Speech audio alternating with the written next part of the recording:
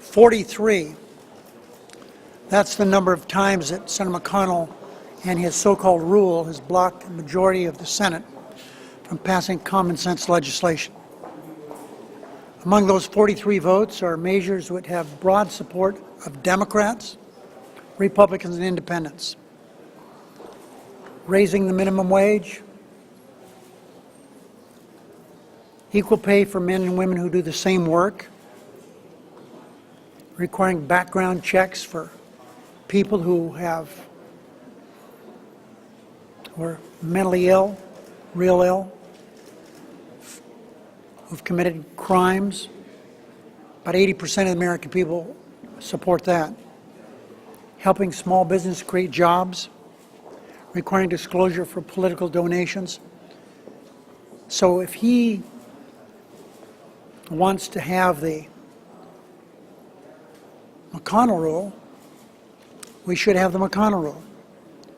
Since we have been in the, since I've been here in the Senate, and since he's been the minority leader, virtually everything we do around here has had 60-vote hurdle. That's why we call it the McConnell rule. It's one thing to require 60 votes for controversial issues.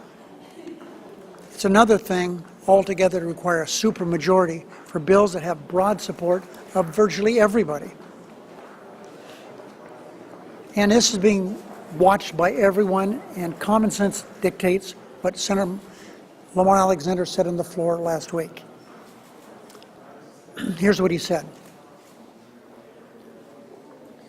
Recently, we could say the norm is 51 votes.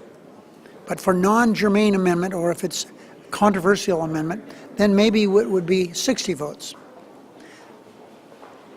So my hope is that we could move through the appropriation bills in the normal way, which would mean most votes would be 51. Occasionally there might be a 60-vote threshold. That's what we usually have done. That's what we have done historically. Lamar Alexander is absolutely right. I agree with him and wish Senator McConnell would agree with us, because it's the right thing to do. At the end of the day, Americans want to see something done for the middle class.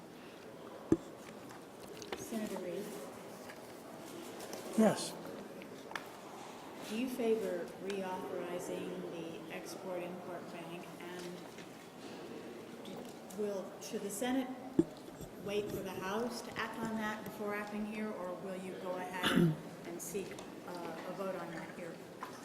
I was surprised that I was just told, you were here, I wasn't, but I was told walking in here that Senator McConnell said he hadn't made up his mind how he was going to vote on it yet. Well, he's voted for it in the past. I voted for it in the past. I think it's really important. We have legislation like this that has a wide support of business groups around the country. It's something that creates jobs, although I have to acknowledge that my Republican colleagues haven't been too interested in things that create jobs. No better example of that than the struggle we're having trying to fund our surface transportation bill, which is a surface transportation bill, which seems to me that it's another way of their closing the government. Will you wait on the House to act before you act? I don't think it really matters. I'm not wed to either who does it first. If the House hasn't acted, they've suggested. Senator, some freshman senators, some freshman Democratic senators have never had the opportunity to vote on an amendment, Senator Begich being one of them. Do you think that this is hurting them politically by not being able to vote on amendments, and if they express that concern to you? Senator Begich, I'm not going to quibble on what he has said, but here's the issue. That's why at the caucus today I directed attention toward Heidi Heitkamp, because this good woman, this good senator, has done something that's long overdue, and that is reach out to the Republicans in a way that perhaps will be a little more grassroots than my going to the floor saying, why don't we get some of this stuff done on a bipartisan basis? What she's done, and she's got plenty of backup within my caucus, is to try to get a few Republicans to join with her to help us move legislation. We can't do it on our own. We don't have 60 Democratic senators. And as I've already said, that's basically what we need on everything, 60, and especially, of course, on cloture. So I admire what she's done. I wish her well. I've had 2 meetings with her and others. I talked to her again at length last night. She's doing the right thing. But the question was on Senator Begich. How can he go back to his constituents without a single vote on an amendment in his first term in the Senate? His default First of all, he's had votes his first term, okay? Senator Reid, do you think you can export import bank, would you consider, if the House doesn't bring up a measure to reauthorize it, as they've signaled they won't, would you seek to attach that to appropriations legislation or a CR? The export bank is so very, very important to the country. And before we get into all these hypotheticals, what will be done, Republicans in the business community want this done. So I would hope they would direct attention to the House Republicans. Senator, are there going to be any appropriations bills to attach these things to, or are we going to a CR? As Senator Alexander said, and as I've said, we could do these appropriation bills easily, just following what Senator Alexander said has been tradition around here. An example was given by Senator Durbin on the Dodd-Frank bill. His amendment for the swipe fee was the 24th amendment offered and voted upon. And he gets ready to offer that amendment, and Senator Dodd tells him this is going to be 60 votes. What? 60 votes. That's the way we've done it around here. With 60 votes, he was able to get it passed, but you never know. So we should do the appropriation bills. We should do all the bills that I've talked about, and maybe with a little cooperation with Republicans, we could get that done. Is the minibus dead? We can move forward starting tomorrow, this afternoon.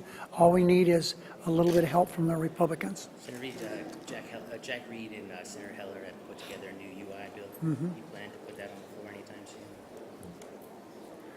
I talked to Jack Reid today. I, of course, talked to Senator Heller on a number of occasions. I admire what they've done to try to keep this issue alive. But we need to get some movement in the House. We've already passed unemployment extensions over here, and the House, in their typical fashion, has done nothing. Senator Reid, on the Highway Trust Fund, Senator Wyden rolled out a proposal this morning. He's reading this committee. Senator Hatch says that Republicans, seems to be indicating Republicans will need spending cuts as part of the paid for. Your thoughts on that?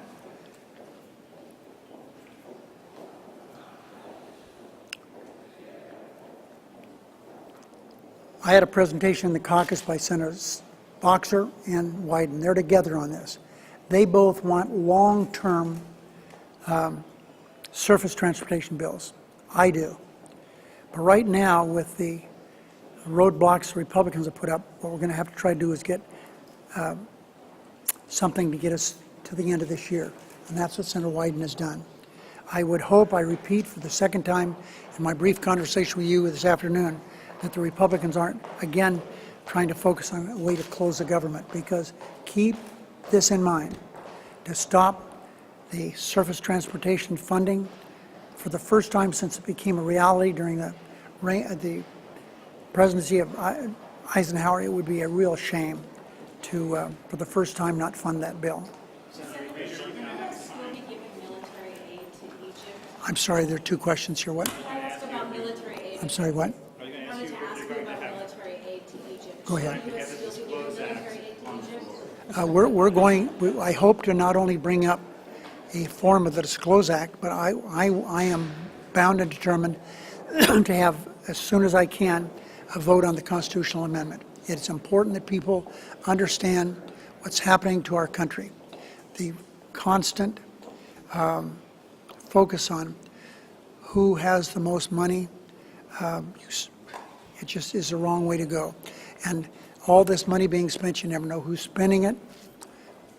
It's too bad. So we need a Disclose Act, we need a constitutional amendment to allow spending to be set by state and federal legislative bodies. Your question, then we're quitting. Should future aid to Egypt be withheld, given the obvious lack of democratic reforms? And do you have any comment on the Well, of course, the sentencing of the journalist, based on the evidence that I am familiar with, isn't very strong. And I would hope the process there will allow lots of redress for these people who have been convicted of these crimes on very, very slim evidence. So even though the president of Egypt today said he wasn't going to interfere, I would hope that the process will allow relief to be given to these people who are simply trying to do their jobs. Thank you.